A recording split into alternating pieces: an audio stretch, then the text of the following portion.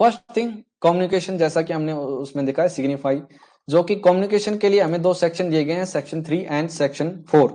Section 3 क्या कहता है कि communication is deemed to made by any act, कैसे की जाएगी उसके बारे में बात की जा रही है। वो कैसे हो सकती है, किसी एक्ट के द्वारा भी हो सकती है, किसी ओमिशन के द्वारा भी हो सकती है, जो पार्टी वो पार्टिकुलर थिंग है वो कम्युनिकेट करना चाह रही है उसके थ्रू। ठीक है, उस प्रपोजल को किसी एक्ट, मान लीजिए लेटर के थ्रू वो उसको कम्युनिकेट कर रहे हैं, बाय टेलीफोन उसको कम्युनिकेट कर रहे हैं, ठीक है, बाय कंडक्ट उसको कम्युनिकेट कर रहे हैं, तो वो चीजें हैं वो सेक्शन 3 में दी गई है। और सेक्शन 4 है वो प्रोवाइड करता है टाइमिंग ऑफ द कम्युनिकेशन, कब वो कंप्लीट मानी जाती है। और अगर हम बात करें स्पेसिफिकली प्रपोजल, यानी कि जिसको ऑफर भी कहा जाता है इंग्लिश लॉ में, तो ये कब कंप्लीट होती है, जब जिस व्यक्ति के लिए ये कम्युनिकेशन या ऑफर है जो बनाया गया है उसकी नॉलेज में आ जाए। दैट इज की वर्ड, यानी कि जब उस व्यक्ति के नॉलेज में आ गई जिसके लिए ये ऑफर है वो या प्रपोजल है वो किया गया है, तो वो कम्युनिकेशन क्या मानी जाएगी, कंप्लीट मानी जाएगी। लेट्स एग्जाम्पल और कुछ उदाहरणों के साथ में, कुछ केस लॉ के साथ में इसको एक्सप्लेनेशन है वो डिटेल में देखते हैं। पहला एग्जाम्पल, मान लीजिए एक व्यक्ति ए है, इसने क्या किया, एक लेटर है वो राइट किया किसको, बी को, और अपना घर बेचने के लिए उसने ये चीज है वो उस लेटर के थ्रू उसको इन्फॉर्म की है।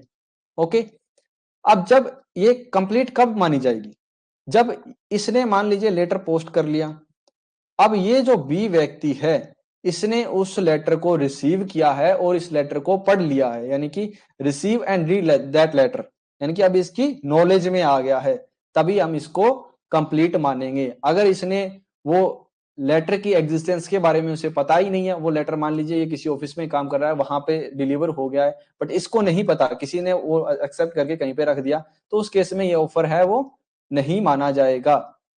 ओके, उसकी कम्युनिकेशन है वो जरूरी है। यहाँ पर एक केस लॉ भी हुआ था, लालबन शुक्ला वर्सेस गौरी दत्त, 1913 का ये केस था। इस केस के कुछ फैक्ट की अगर हम बात करें तो यहाँ पे जो गौरी दत्त है उसने अपने सर्वेंट है लालमन शुक्ला, जिसको कहा कि उसका जो नेफ्यू था वो मिसिंग चल रहा था, ठीक है, उसको ढूंढने के लिए भेज दिया।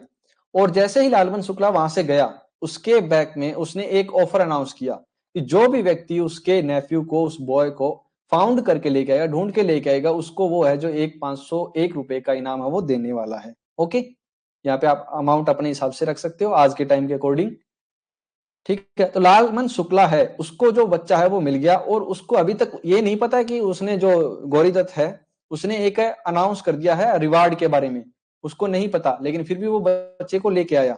ओके, अब बाद में जब उसको पता चला तो उसने है जो यहाँ पे केस फाइल किया लालमन शुक्ला ने गौरी दत्त के खिलाफ, और अपना जो रिवार्ड है वो क्लेम किया। कहता है कि मेरे को जो अनाउंसमेंट हुई है उसके रिगार्डिंग जो भी ये अमाउंट था 501 रुपए का, वो मेरे को पे किया जाए।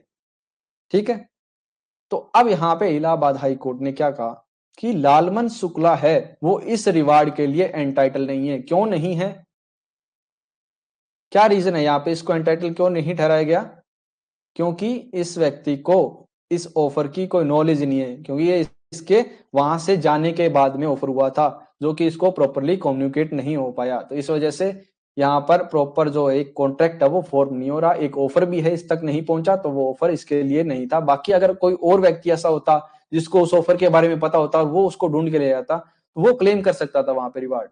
हाँ, अगर इसको भी अगर पहले वो बच्चा मिलने से पहले अगर इसको पता चल जाता भी ऐसा कोई ऑफर आया है रिवार्ड के रिगार्डिंग, तो भी यहाँ पे ये क्लेम कर सकता था, बट इसकी नॉलेज में ही नहीं था, तो उसकी एक्सेप्टेंस के लिए नॉलेज होना कंपलसरी है। ओके, मेन रूल क्या है कॉन्ट्रैक्ट का, जब एक ऑफर बनता है प्लस उसकी एक्सेप्टेंस होती है, और एक्सेप्टेंस कब होती है, जब उसकी कम्युनिकेशन है, सिंपल सी बात है। और ये एक्सेप्टेंस के बाद एग्रीमेंट बनता है, और ये एग्रीमेंट जब एनफोर्सेबल बाय लॉ हो जाता है तो ये 2H के अंदर क्या बन गया, कॉन्ट्रैक्ट बन गया। इट इज क्लियर, यहां तक किसी भी स्टूडेंट को कोई डाउट?